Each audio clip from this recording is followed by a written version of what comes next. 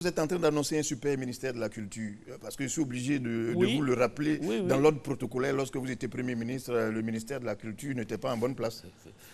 Pourquoi vous pensez qu'il n'était pas en bonne place? Oui, parce que c'était un ministère à part entière. Un ministère à part entière, mais dans l'ordre protocolaire, programme, il était vraiment plus bas.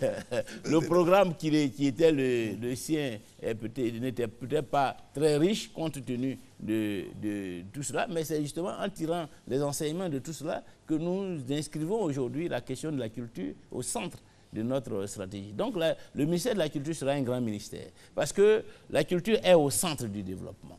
La culture. Et si aujourd'hui des pays comme la Chine, même des pays hier comme le Japon, ont pu se relever de la crise, si un pays comme l'Allemagne, malgré le traumatisme, malgré les destructions de la Deuxième Guerre mondiale, est redevenu la première puissance économique en Europe, c'est grâce à sa culture.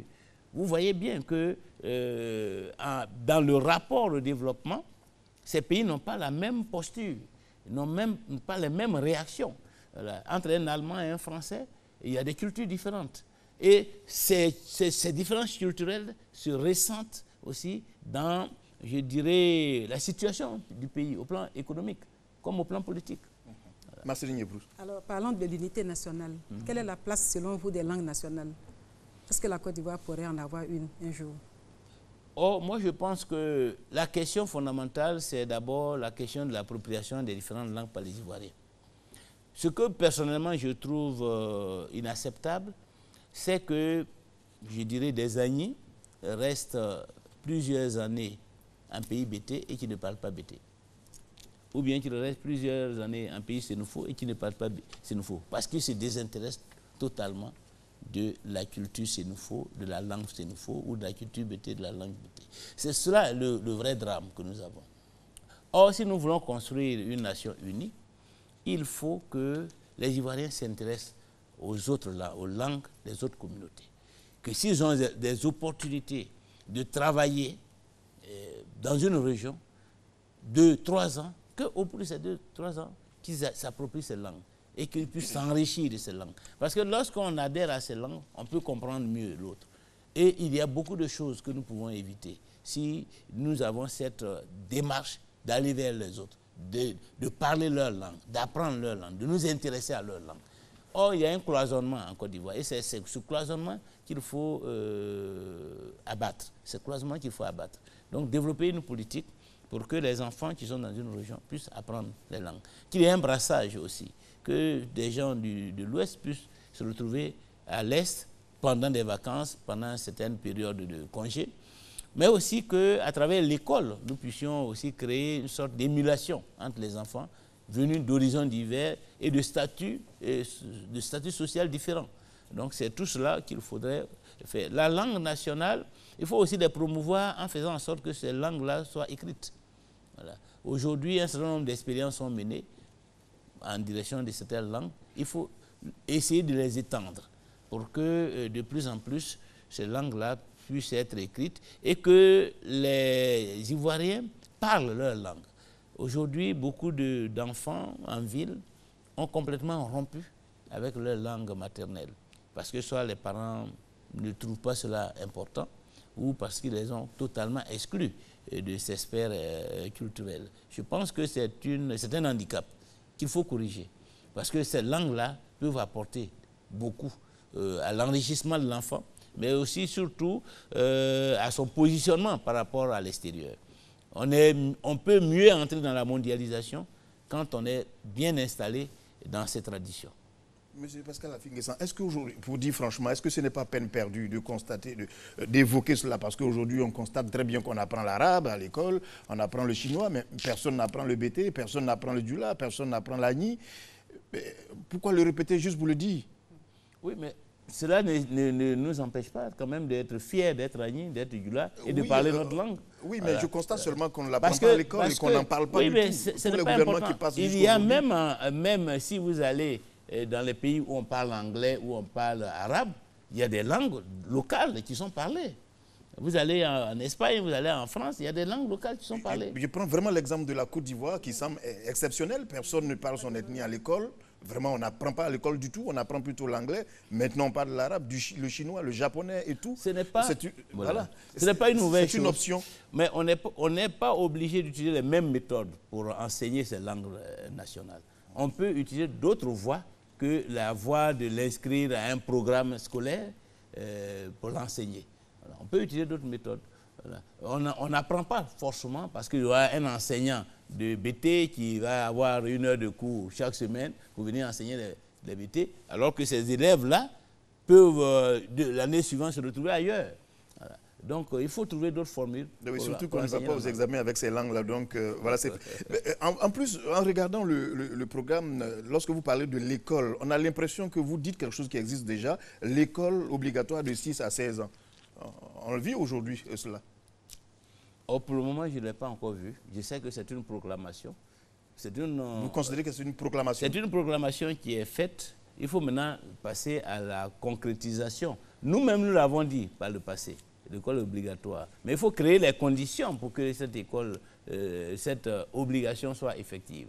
Et les conditions, c'est qu'il y ait des salles de classe, qu'il y ait des enseignants, et qu'il y ait un cursus qui permette à ces enfants de rester dans le système éducatif jusqu'à la classe de 3e.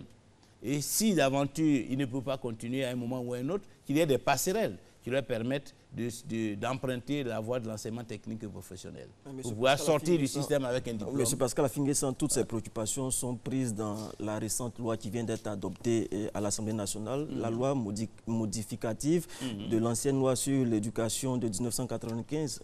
Je suppose que cela déjà répond à vos soucis. Mais bien sûr qu'il faut appliquer maintenant. Parce qu'il y a beaucoup de lois en Côte d'Ivoire qui ont été prises et qui n'ont jamais été appliquées. Et donc, il s'agit d'affirmer une volonté d'appliquer quelque chose que nous avons connu par le passé, et que nous avons conçu, et qu'il s'agit demain de le faire. Ce n'est pas parce qu'il y a une loi qui a été prise qu'il faut être muet sur la question. D'accord. Vous envisagez également, toujours au titre de l'éducation nationale, d'instaurer la libéralisation de l'uniforme. Est-ce que cela ne sera pas la porte ouverte à plusieurs dérives vestimentaires? Oh, je ne sais pas. Nous avons déjà expérimenté cela. Il n'y a pas eu de dérive vestimentaire. La libéralisation signifie que ce n'est pas une obligation, qu'on ne va pas contraindre ni les établissements scolaires, ni les parents à un type de tenue scolaire. Et nous avons observé, pendant que nous étions au pouvoir, que le principe de la libéralisation n'a pas empêché certains établissements d'avoir des tenues. Ce n'est pas une violation à une loi. Donc, libéraliser, ça veut dire que là où certains souhaitent avoir d'autres tenues que la tenue scolaire, on ne peut pas les empêcher ou on ne peut pas les obliger à se mettre en kaki ou dans une tenue bleue s'ils n'ont pas les moyens de se procurer cette tenue. Mais s'ils en ont les moyens ou s'ils acceptent de se mettre en tenue dans un établissement scolaire, bon, l'État ne va pas réprimer cela comme une violation d'une loi. Alors, dans le souci de rendre plus compétitif le système éducatif ivoirien, vous prévoyez le recrutement de 15 000 enseignants du primaire, 755 du secondaire, 1000 éducateurs, 3000 conseillers d'orientation, 3500 éducateurs. Monsieur Afi, j'ai bien envie de vous demander, est-ce que vous avez les moyens de votre politique? Ce n'est pas moi, c'est l'État de Côte d'Ivoire qui a les moyens. Vous serez président et vous serez comptable. Oui, non, mais je veux dire que l'État de Côte d'Ivoire a les moyens. Aujourd'hui, nous avons un budget de 5 000 milliards de francs CFA.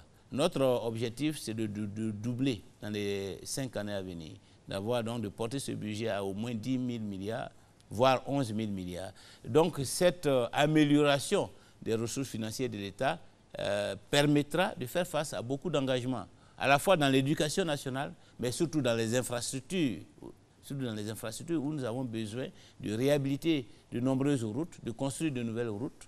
Et donc, nous avons les moyens. Et aussi de bâtir l'armée.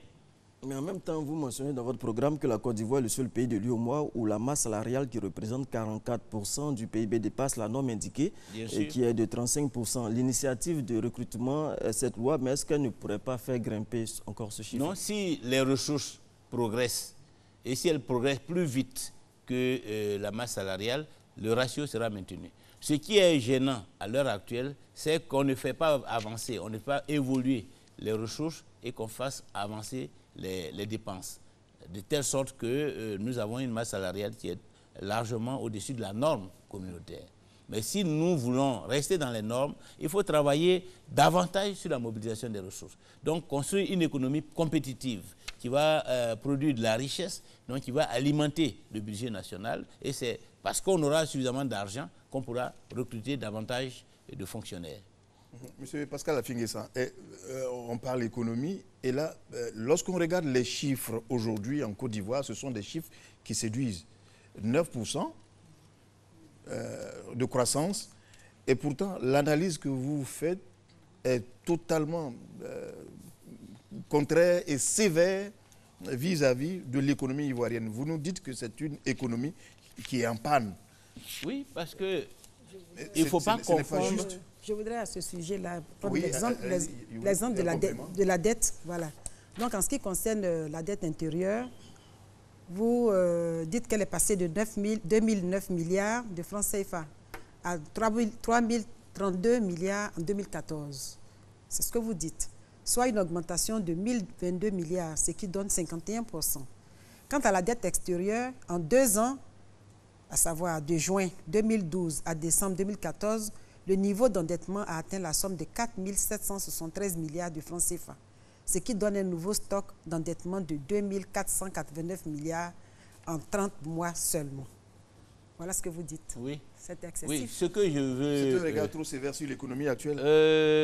Sévère, mais juste. Sévère, mais juste, parce qu'il ne faut pas confondre la croissance et la performance économique. Voilà. La croissance, c'est le taux de croissance est un chiffre qui mesure l'évolution sans chercher à savoir l'origine de l'évolution. C'est-à-dire que s'il y a un tremblement de terre ici en Côte d'Ivoire et qu'on consacre beaucoup d'argent à réparer les dégâts, il y a croissance. Il y a croissance. Et pourtant, l'économie ne va pas avancer. Aujourd'hui, on construit beaucoup d'infrastructures. La croissance est tirée par là. Mais quel est l'impact sur l'économie réelle, sur les entreprises nationales, sur le pouvoir d'achat des Ivoiriens, donc sur l'économie réelle? Donc il faut surtout bâtir l'économie. Ensuite, quand cette croissance est tirée par des emprunts extérieurs, c'est-à-dire que ce n'est pas nous-mêmes qui, par notre effort, par notre travail, contribuons à cette croissance, mais des financements extérieurs pour augmenter la dette. Et aujourd'hui, puisque vous parlez de cette dette, c'est que à moins de 3 ans après notre éligibilité au PPTE, nous commençons à atteindre les niveaux de saturation, voilà, des niveaux où nous ne pourrons plus endetter. Donc la logique qui consiste à vouloir toujours s'endetter pour construire des infrastructures, c'est une logique qui est condamnée à ne pas se poursuivre, voilà, puisqu'il arrivera un moment où nous ne pourrons plus nous endetter. Parce que nous ne serons plus solvables. Et aucune banque ne voudra nous prêter. Donc si nous n'avons pas développé notre propre économie pour produire la richesse au niveau national, que nous nous sommes contentés uniquement d'emprunter pour investir. Et c'est ce que Alassane Ouattara fait. Et c'est cela le drame. Voilà. Emprunter, c'est plus facile. On emprunte, on vit à crédit. Voilà. On vit à crédit. Mais pourquoi nous ne travaillons pas? Pourquoi nous ne modernisons pas notre économie? Pour que ce soit l'économie elle-même qui nous donne les moyens des investissements que nous faisons. De manière à ce que l'emprunt ne soit qu'un moyen supplémentaire pour accompagner l'effort national. C'est ça la logique que nous voulons. L'économie actuelle, l'économie de la Côte d'Ivoire produit bien. On produit du cacao qui nous donne de l'argent, on produit du coton qui nous donne de l'argent. Mais aussi, l'économie fonctionne ainsi, M. Pascal Afingessa. Oui, on emprunte. Mais on parle de croissance de l'économie. Absolument, ces emprunts arrivent en appoint. Oui, mais on parle de croissance. Vous savez, chaque année, il y a au moins autour de 3% d'Ivoiriens supplémentaires. Voilà. C'est-à-dire la population augmente. Donc les besoins du pays augmentent en infrastructures sociales, etc., etc. Il y a 300 000 jeunes qui sortent des universités à qui il faut donner du travail. Donc si vous ne faites pas progresser votre économie au-delà de la croissance démographique. Si vous êtes là, vous vous contentez de 1 200 000 ou 1 300 000 tonnes de cacao.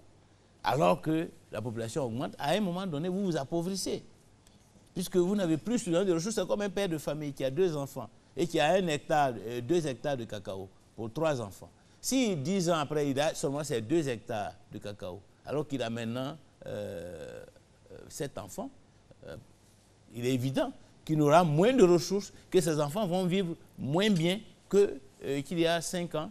Voilà. Donc c'est la même chose pour le pays. Il faut que l'économie soit redynamisée et que l'économie prospère, que le produit intérieur brut s'améliore. Voilà. C'est-à-dire la richesse nationale augmente. Quand la richesse nationale augmente, il y a suffisamment de ressources pour prendre en charge les nouveaux Ivoiriens, les Ivoiriens qui naissent, ceux qui atteignent la majorité, ceux qui doivent aller au travail, on a des moyens pour les prendre en charge. Ceux qui veulent entrer à l'université, il y a davantage d'universités pour leur donner l'éducation. Ceux qui ont besoin d'internat. Donc le pays doit avancer. Et l'économie doit, je dirais, dépasser l'évolution démographique de manière à ce que nous ayons suffisamment de ressources pour faire face à tous les besoins des populations. Voilà. Il y a des populations qui n'ont pas de route bitumée aujourd'hui, qui n'ont pas de centre de santé aujourd'hui. Nous avons même un passif qu'il faut résorber. Un passif en termes de besoins en centre de santé, en lycée, en maternité, en éclairage public. Et si nous ne faisons pas évoluer l'économie, comment nous allons prendre en charge cela? Ça veut dire que nous restons avec ceux qui ont des besoins satisfaits et les autres vont rester à attendre des années. Parce que si aujourd'hui il y a encore des villages qui ne sont pas électrifiés, c'est parce que nous n'avons pas suffisamment de ressources pour y faire face. Comment on va le faire si nous ne faisons pas progresser l'économie? C'est une programmation, cela ne se fait pas en 1 année, en 2 années, en 3 années. Monsieur Pascal Afingessane, lorsqu'on regarde vos chiffres, c'est vraiment pessimiste. Et pourtant, les autres chiffres que nous regardons juste à côté, en comparant, on se rend compte qu'il y a des grands équilibres budgétaires qui sont quand même rétablis depuis un moment. Mais par exemple, un équilibre... Les recettes ont augmenté quelquefois. Oui, mais le problème, c'est que nous empruntons. C'est-à-dire que donc, nos ressources ne sont pas à la hauteur de nos besoins. Quand on prend de l'argent à l'extérieur pour financer, ça veut dire que c'est comme quelqu'un qui gagne 200 000 francs et qui a des besoins de 500 000. Il est obligé d'aller s'endetter. Voilà. Et il reste dans cette logique d'endettement. Il ne fait pas avancer ses ressources propres et il maintient des besoins qu'il doit financer chaque fois en faisant monter le stock de sa dette. Il arrivera un moment où il n'aura plus accès au crédit. Et c'est ce qui est arrivé en Côte d'Ivoire. Si nous avons basculé dans le PPTE, si nous sommes devenus un pays pauvre très endetté, c'est à cause de cela. Parce qu'à un moment donné, on ne travaillait plus. On ne produisait plus de richesse. Et puis on avait un stock de dette. On n'était plus en mesure de rembourser la dette. Parce que cette dette qui est contractée aujourd'hui, il faudra bien un jour ou l'autre le rembourser. Et donc, on va le prendre encore sur les ressources. Si ces ressources ne se sont pas améliorées, comment est-ce que nous allons rembourser la dette? Alors, M. Pascal Afingessane, vous aviez beaucoup parlé de dette extérieure. Comment comptez-vous régler la question de la dette intérieure de la Côte d'Ivoire? Mais en faisant évoluer les recettes, il faut d'abord travailler à ce qu'il y ait davantage de ressources. Il faut mettre les gens au travail. Il faut assainir l'économie. Il ne faut pas écraser les entreprises. Parce qu'aujourd'hui, les entreprises sont écrasées par les taxes, par les impôts, un harcèlement. On monte le prix de l'électricité de façon inopinée. Les entreprises sont étranglées par la politique de M. Ouattara. Or, on tue les entreprises. Or, ce sont les entreprises qui sont créatrices de richesse. Si on les tue, comment est-ce qu'on va avoir des ressources? Donc, il faut une politique qui permette aux entreprises d'être à l'aise. Il faut faire une réforme fiscale qui permette aux entreprises d'être à l'aise, de pouvoir se développer, de pouvoir progresser, de pouvoir s'enrichir. Parce que c'est en s'enrichissant qu'elles vont se développer, qu'elles vont créer des emplois, qu'elles vont je dirais, payer des impôts et permettre à l'État d'avancer. Il faut aussi élargir la taille du secteur moderne. Notre économie est trop dominée par le secteur informel.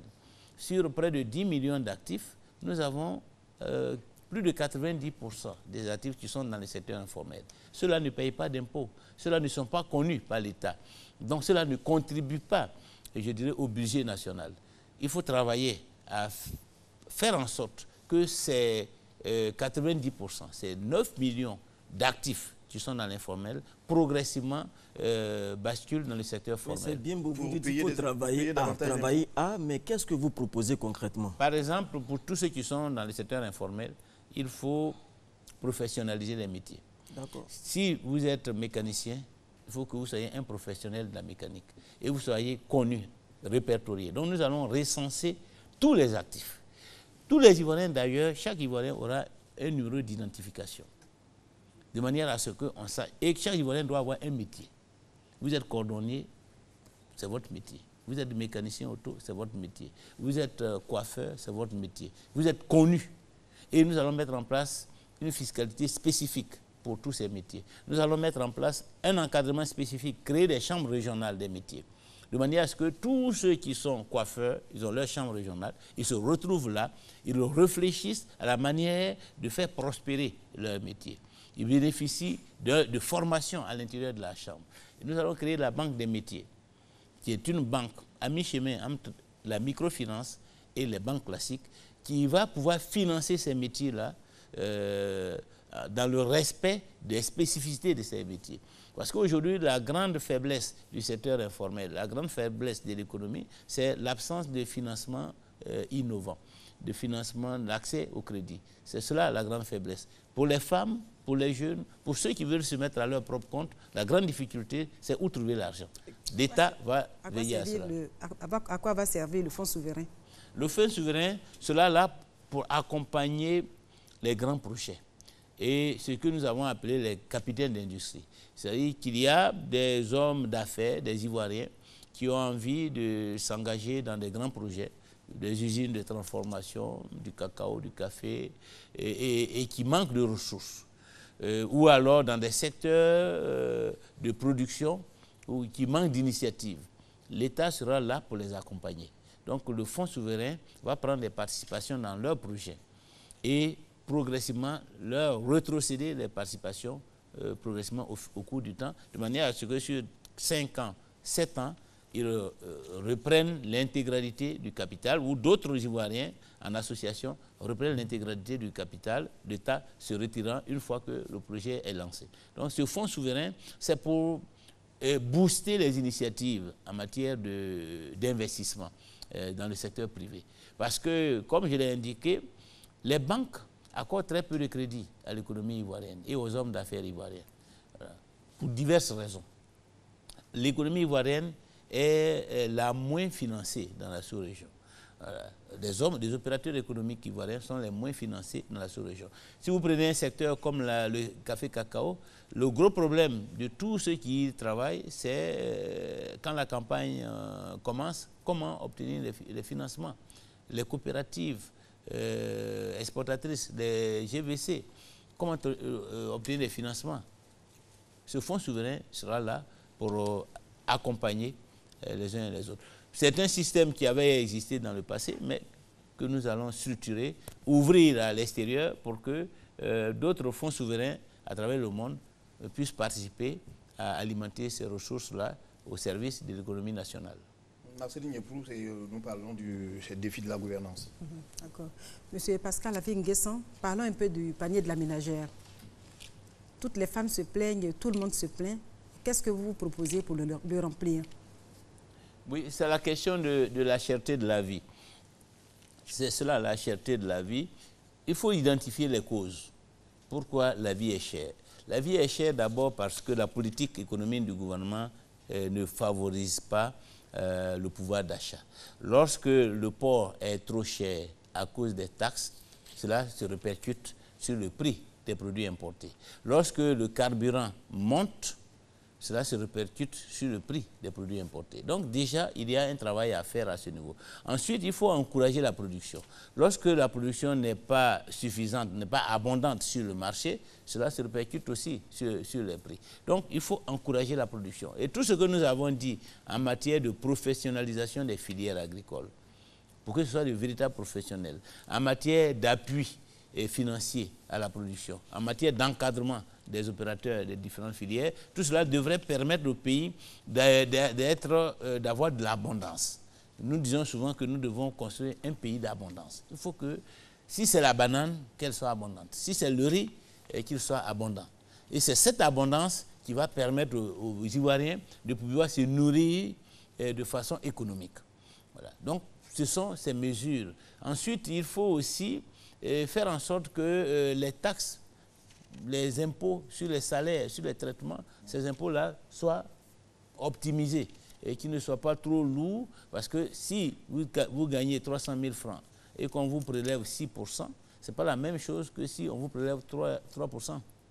Mais ce n'est pas le cas ces derniers temps. Il y a une sorte de détente fiscale ces derniers temps avec le CPC lorsqu'on C'est nous qui parlons de détente fiscale. Oui, vous parlez de détente fiscale. C'est une expression juste qui... Les choses sont allégées tout de même. Non, non, vous parce que... Vous voyez aujourd'hui les conditions qu'il faut pour créer une entreprise, c'est plus rapide, c'est moins cher. C'est différent de la fiscalité. Là, ce sont les formalités administratives. Absolument. Voilà. Oui, vous pouvez créer rapidement une entreprise, mais si un mois après, le fisc ou 6 fois le fisc se présente à vos bureaux, nous avons calculé que chaque année, les entreprises consacrent près de 270 heures dans des rapports avec le fisc, dans les documents qu'on leur demande de réunir, dans les contrôles. Voilà. Certaines entreprises vont être contrôlées au moins 6 fois dans la même année. Alors, tous ces contrôles-là, d'abord, il faut consacrer du temps. Voilà. Et ces intrusions intempestives du fisc dans l'entreprise ne sont pas de nature à stabiliser le fonctionnement de l'entreprise. Donc, le harcèlement fiscal, c'est une réalité. Le racket, la corruption, c'est une réalité. Tout cela joue sur la compétitivité des entreprises, sur le dynamisme des entreprises. Il y a aujourd'hui des entreprises qui ont décidé de se retirer de la Côte d'Ivoire à cause de tout cela. Voilà. Et donc, le pays n'est pas attractif. Donc, on peut créer des entreprises, on peut améliorer les conditions de création des entreprises, mais il ne faut pas s'arrêter là. Parce que là ne se situe pas le véritable problème. C'est quand l'entreprise est créée, qu'elle fonctionne, qu'est-ce qu'on fait pour garantir sa pérennité, pour améliorer sa compétitivité. C'est cela qui est fondamental. Qu'est-ce qu'on fait pour payer la dette intérieure, pour que les entreprises aient de la trésorerie? C'est tout cela. Alors, restons toujours sur le défi de la gouvernance. C'était évident qu'on allait en parler. Vous parlez de développer, moderniser les infrastructures. Aujourd'hui, il y a des ponts, il y a des routes à l'intérieur comme à Abidjan. Mais le constat que nous faisons, c'est que vous avez évoqué certaines infrastructures qui ont déjà été réalisées. Oui. C'est déjà fait. Qui sont en train d'être réalisées. Qui sont réalisées. Je prends le pont de Jacquesville que vous annoncez, mais c'est déjà fait. Oui. Et sans vous, j'ai envie de dire. Ah si, le pont de Boisflé a été fait sans vous. Avec nous. Parfait. Sans nous, peut-être nous, en tant que candidats pour l'élection présidentielle de 2000. Vous parlez même de l'autoroute Abidjan-Bassam. Oui, ce sont des choses qui existent, M. Pascal a fait oui, bien sûr, bien sûr. Mais ce sont des projets que nous avons engagés aussi, comme nous étions aux affaires. Mais vous savez très bien que vous avez engagé, vous n'avez pas réalisé. Ah si, si. Nous avons engagé, c'est ça qui est important d'engager. Parce qu'après, quand il s'agit de réaliser, on n'a même plus besoin de l'homme politique. Mais je vous donne un exemple. L'hôtel des parlementaires à Yamoussoukro, on le met à votre actif et personne ne discute là-dessus. Mais aujourd'hui, vous ne pouvez pas dire que c'est vous qui avez fait quand même le pont de Jacquesville. Mais si vous avez étudié le pont, vous avez mobilisé les financements, vous avez sélectionné l'entrepreneur, celui qui arrive, qu'est-ce qu'il fait? Il assiste, à la limite même, il n'a même pas besoin de se rendre là-bas. Ce n'est pas son projet, ce n'était pas à son programme politique. Donc il ne peut pas dire que c'est lui qui l'a réalisé. Pas, quand on vous prenait le programme politique de M. Alassane Ouattara, il n'était pas prévu dedans la construction du pont de Jacquesville, il n'était pas prévu dedans la construction du pont de Boisflé, etc. Ce sont des projets des régimes précédents. Voilà. Et surtout de ceux qui l'ont étudié, qui ont mobilisé des financements, qui ont sélectionné des entreprises. Le reste, un concours de circonstances fait qu'au moment de la réalisation, vous êtes là. Mais ça ne vous donne aucun sans avoir mérite particulier. Des détails techniques, j'ai franchement envie de dire que vous avez fait des croquis et cela a été construit. Si vous ne l'avez pas fait, on ne peut pas mettre cela à votre actif. On n'a pas fait seulement des croquis. On a trouvé l'argent, on a trouvé celui qui doit le faire. Voilà. Donc si vous faites ça, c'est-à-dire que vous trouvez l'argent, vous trouvez les plans, et l'architecte et l'ingénieur, vous pouvez même aller passez 3 ans en France, au retour, votre maison est construite. Monsieur Pascal, on ne va pas polémiquer sur ce qui a déjà été fait, les croquis déjà initiés qui ont été réalisés par d'autres. On voudrait savoir qu'est-ce que vous prévoyez faire si vous êtes président de la République en ce qui concerne des infrastructures. Mais je crois que vous avez le document, beaucoup de choses. D'abord, toutes les infrastructures sont dégradées. Il y a d'abord un vaste chantier de réhabilitation des infrastructures qu'il faut mettre en œuvre. Il y a 3 dimensions. La réhabilitation des infrastructures, c'est un grand volume de travail. Nous envisageons au moins réhabiliter 3000 km de routes en 5 ans pour près de 7000 milliards de francs CFA. Il y a la construction de routes neuves. Et à ce niveau, notre ambition, c'est d'opérer un meilleur maillage du territoire. Parce qu'aujourd'hui, les routes sont surtout verticales. Mais les liaisons transversales sont très peu nombreuses. Ensuite, il faut que le pays soit connecté aux autres États voisins. Et donc, toutes les routes qui vont nous permettre de relier les autres États, je prends par exemple une région comme l'Ouest, le bitume s'arrête à Bleulequin, il faut en faire en sorte que de Bleulequin, on puisse arriver à Toulepleu et à la frontière du Libéria. Un projet existe dans ce sens? Bien sûr, c'est ce que nous allons réaliser. Je prends l'Est, du côté d'Agnible-Kro, nous ne sommes pas loin de la frontière, il faut aussi établir une liaison, tout comme du côté de Bondoukou. Verticalement, il faut aussi effectivement que d'Odiéné, on puisse atteindre la frontière malienne par voie bitumée. Donc, toutes ces liaisons qui nous permettent de nous connecter aux pays voisins, de manière à ce que, je dirais, la fonction de pôle économique de la Côte d'Ivoire soit renforcée, ce sont ces voies-là qui seront réalisées. Ensuite, nous prévoyons de réaliser, en dehors de l'autoroute du Nord, 2 autres autoroutes à l'Est, par la voie d'Azopé, et à l'Ouest, par celle qui part de Ndoussi, en passant par Lakota et par Divo, Lakota, Gagnoa. Donc, de manière à ce que le pays soit mieux irradié par des voies routières. Donc, tout cela constitue le grand chantier que nous comptons mettre en œuvre. En ce qui concerne les infrastructures sanitaires, vous avez... Bon, en ce qui concerne les infrastructures sanitaires, la santé de façon générale, notre projet, c'est d'améliorer l'accessibilité au centre de santé. L'accessibilité physique, faire en sorte que chaque Ivoirien puisse trouver un centre de santé à moins de 5 km. C'est-à-dire que personne ne fasse plus de 5 km avant de rencontrer un centre de santé, quel que soit le lieu où il se trouve. Cela va induire donc la construction de nombreux centres de santé. Mais il faut en plus améliorer l'accessibilité financière, parce que le centre de santé peut exister, mais si le coût d'accès est trop important, il est évident qu'il ne sera pas fréquenté. C'est vrai que nous aurons l'assurance maladie universelle qui sera mise en œuvre et qui va favoriser l'accessibilité.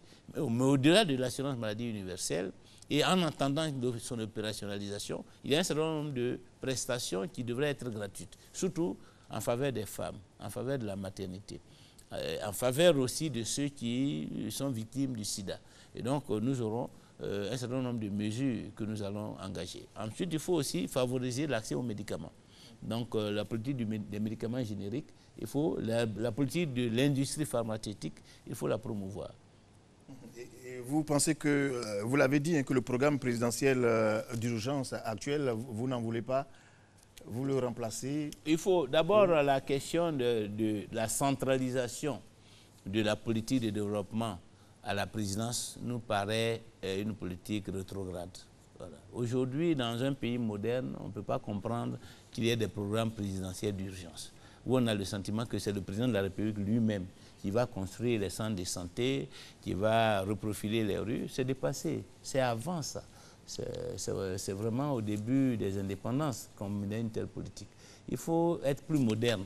Et il faut supprimer ces questions de politique d'urgence où on alloue des marchés gré à gré à des amis, à des parents, et où on centralise cela pour se donner des pouvoirs, et pour apparaître comme un surhomme, et où c'est souvent d'ailleurs à l'occasion des campagnes électorales déguisées que l'on bitume des voix. C'est inacceptable que ceux qui n'ont pas la chance de recevoir la visite du président de la République sont abandonnés à eux-mêmes. Et même ceux qui reçoivent la visite du président, ces infrastructures sont réalisées dans la précipitation. et donc de mauvaise qualité. Vous n'allez pas dire que toutes les infrastructures ont été réalisées uniquement que dans les localités visitées par le président de la République? Mais le président présidentiel d'urgence, c'est à cela aussi qu'il sert. Je ne dis pas que tout, 100% a été réalisé, mais pourquoi on centralise l'argent du contribuable à la présidence et que c'est de la présidence seulement qu'on programme? Est-ce que c'est pour dire que c'est lui seul qui peut investir, que tout dépend de lui, et on fait apparaître ces interventions comme relevant de la générosité du président de la République? Donc l'État est pris en otage. Il y a une patrimonialisation du bien public. Et on donne le sentiment que bon, le président peut choisir de récompenser ceux qui sont dociles, ceux qui sont bienveillants, en programmant des investissements dans leur région. Et puis vous qui êtes récalcitrants, vous qui êtes dans l'opposition, par exemple, bon, vous êtes abandonné. Ce n'est plus une présidence équilibrée, ce n'est pas un État impartial et neutre qu'on construit, mais un État patrimonialiste, un État qui est pris en otage par celui qui est à la tête de l'État. Et ça, ce n'est pas fait pour faire avancer le pays. Il faut un État républicain où les projets sont conçus sur des bases objectives, mis en œuvre par l'État en tant qu'État et non par un homme, et où il y a une décentralisation des responsabilités. Ce qui relève des collectivités locales leur est rétrocédé, et c'est dans le cas des collectivités locales que ces projets sont mis en œuvre. Et où il y a une répartition équitable selon les besoins des uns et des autres, sans tenir compte de leur orientation politique ou même de leur situation géographique. Et donc, le programme présidentiel d'urgence, c'est un moyen pour s'approprier l'État, un moyen pour récompenser les amis, un moyen pour dilapider les ressources publiques, un moyen pour corrompre les citoyens. Et il faut mettre fin à ce type de pratique, parce que ça ne fait pas honneur au pays. Nous sommes un pays moderne. Pas du tout. Pour terminer, M. Pascal Affi-N'Guessan, le défi du repositionnement de la Côte d'Ivoire, de façon lucide et de façon froide, par où vous commenceriez, c'est où vous allez orienter votre diplomatie? Parce qu'il y a environ 5 ans de cela, vraiment, il y avait des dissensions. C'était la surchauffe entre votre régime et même les Nations Unies. Par où vous commencerez? Mais il faut commencer là où il y a des défis à relever. Et nous avons un défi en termes de repositionnement international. Notre place dans la diplomatie internationale, notre place dans les institutions internationales, notre place à l'ONU, il faut que nous l'occupions pleinement et que nous participions pleinement à tous les débats d'intérêt international. Notre place dans les d'autres organisations internationales, que ce soit à l'OMC, il y a des grands débats, que ce soit dans le cadre du réchauffement climatique, il faut que nous soyons présents. La Côte d'Ivoire doit retrouver sa place sur l'échiquier international, prendre sa part, faire entendre sa voix dans tous les forums, sur toutes les questions qui intéressent la marche du monde. Mais plus pratiquement, plus concrètement et de façon plus dynamique, nous devons jouer un rôle majeur, un rôle leader en Afrique. La construction de l'Union africaine, nous devons en faire une priorité. Et parce que l'Afrique a besoin de se construire. Les Africains ont besoin de se mettre ensemble, de s'entendre, de concevoir ensemble leur évolution. Aujourd'hui, nous sommes dans un monde où la régionalisation est une dimension essentielle de la politique. Qu'il s'agisse de la défense, qu'il s'agisse de la sécurité internationale, il n'est pas admissible que lorsqu'il y a des crises en Afrique, les secours nous viennent de l'extérieur de l'Afrique.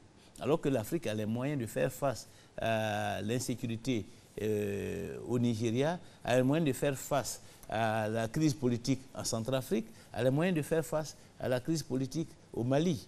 Et pourtant, nous voyons les ingérences parce que l'Afrique ne développe pas une capacité politique à travers les organisations qu'elle se donne pour pouvoir intervenir et assumer sa responsabilité.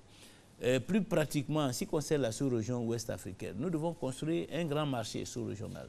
La CEDEAO doit être le cadre naturel de toutes les entreprises ivoiriennes. Donc nous constatons que la CEDEAO traîne les pas. Depuis plusieurs années, on parle du projet de monnaie unique. Pourtant, ce projet n'avance pas à cause d'une absence de volonté politique. Or, la Côte d'Ivoire a les moyens de jouer un rôle leader dans cette sous-région ouest africaine. Il faut que nous le fassions dans l'intérêt de notre pays. Parce que l'avenir de la Côte d'Ivoire se trouve dans la sous-région ouest africaine. Aujourd'hui, nous avons des entreprises, des hommes d'affaires qui veulent avancer. Nous pensons à créer des champions nationaux, des capitaines d'industrie. Mais ceux-là ne pourront véritablement se consolider que s'ils ont accès au marché de la sous-région, au marché malien, sénégalais, au marché nigérian. Et pour cela, nous devons travailler ensemble à démanteler les barrières et à faire en sorte que les entreprises puissent investir, puissent exporter librement dans ce marché-là. Donc voilà un certain nombre de choses. Ensuite, la sécurité de la sous-région, la diplomatie. Nous devons travailler davantage ensemble. L'avenir se trouve dans la coopération. Vous le voyez en Europe, à travers la construction de l'Union européenne. Donc nous aussi, nous devons privilégier tout ce qui rassemble les pays africains, parce que c'est ensemble que nous serons plus forts. Ce n'est pas émietté, éparpillé, que nous pourrons faire face efficacement aux défis du développement. Et si vous devez résumer en un seul mot votre projet de société, un seul mot, que diriez-vous? Mais c'est la renaissance. La renaissance, en tout cas, merci. L'espérance avec ce projet pour la renaissance de la Côte d'Ivoire. Merci à vous, M. Pascal Afi Nguessan. Je rappelle que vous êtes président et candidat du Front populaire ivoirien. Nous avons été honorés, Marceline Yeprouze, Michel Digré et moi, de vous recevoir, d'échanger avec vous sur votre projet de société qui se résume en défi de la paix, défi de la construction, défi de la gouvernance et défi du repositionnement de la Côte d'Ivoire. C'était Face aux électeurs avec Pascal Afi Nguessan. Merci de nous avoir suivis et très bonne soirée.